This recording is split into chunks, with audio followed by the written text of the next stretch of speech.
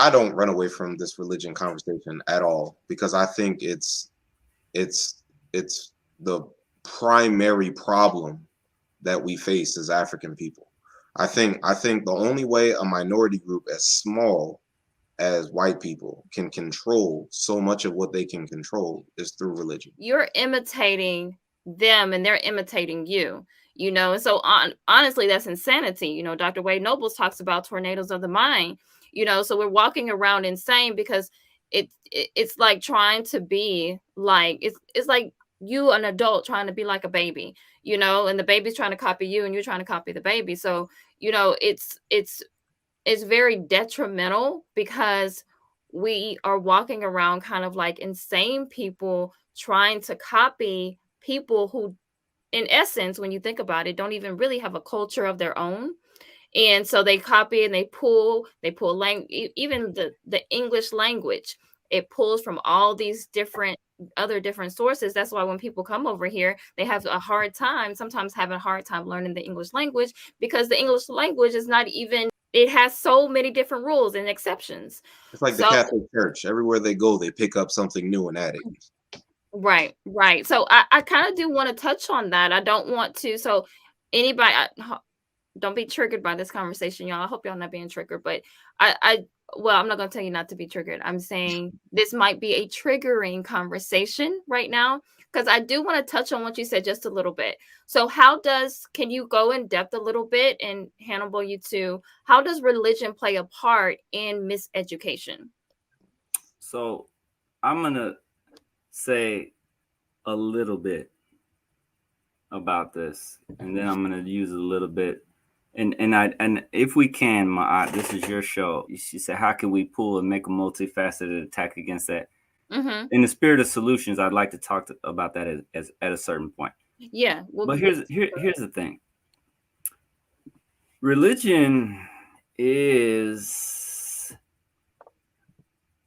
a factor that must be considered. It's not a private thing, especially when our kids are being required, and many times, to say every day that they pledge allegiance to a flag, blah blah blah, bull crap, under God, right? Who's God? Who's God? Mm-hmm. The God that you like to quote, who said, "Slaves, obey your masters."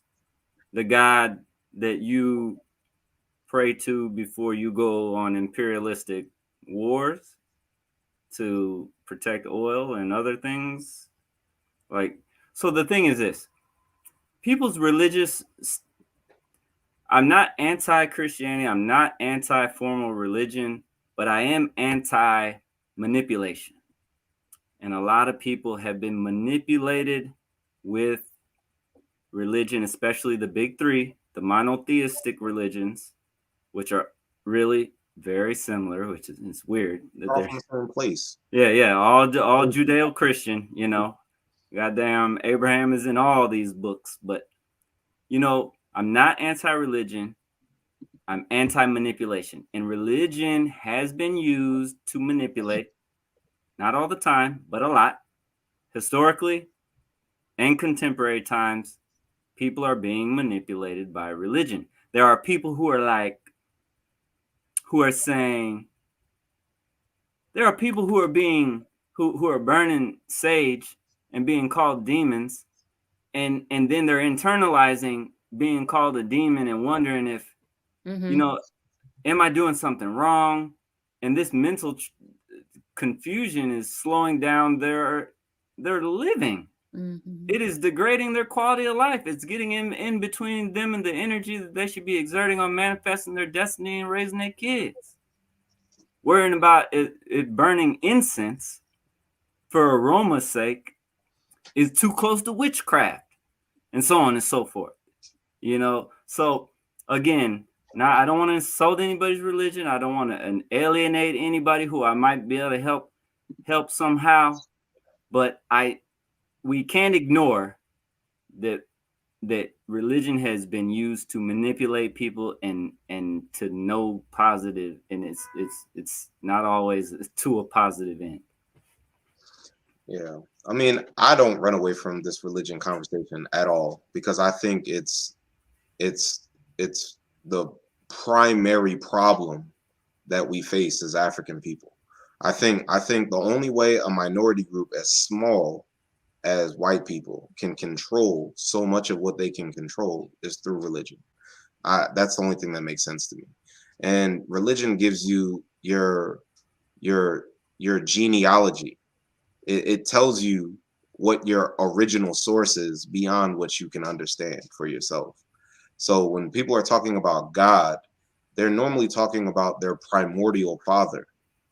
So the thing is, when they're talking about their most distant fathers or their most distant ancestors, the question becomes, if you think of your most distant ancestor as a European or as an Arab, and you are a child of your ancestors, you're a child of your primordial mothers and fathers, and they are white or Arab, they're white, European, Arab, Asian, there's something other than what you are, then that's why you're going to run into contradictions because your subconscious is disconnected from who you understand yourself to be consciously. So the thing is, I think what African people have gotten away from is the idea that we need to make ourselves sacred. Religion is the deification of a culture. There's a reason that Islam has a holy language and a holy land, right? Christianity has a holy language and a holy land. If those things do not belong to you and they cannot be substantiated by your history, then you've been disconnected from your own ancestors. You've been alienated from your own history and culture.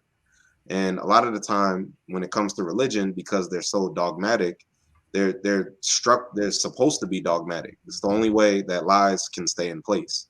If people will believe them without interrogating them, that's what dogma's for. So for me, I think religion is the prison that cages our minds. I think anything that's alien to African people, anything that was imposed and inflicted upon our people, has to be interrogated. And normally we either don't have the courage to interrogate that, or we find excuses to kind of like work around that. Oh, we're not going to deal with that one. Like, oh, we're going to leave that one to the wayside and hope everything else gets resolved. But then when you think about it, nations, like I think what happens when we live in a secular society or a society where there's a distinction between church and state is people don't always recognize that we live like nations and religions go hand in hand. So normally if you said what your religion was, it would tell me something about what nation you come from and what people you come from. But because we've been living here in the United States and we've been living in almost a suspended reality from our own continuity, then what happens is we can't resolve our own contradictions.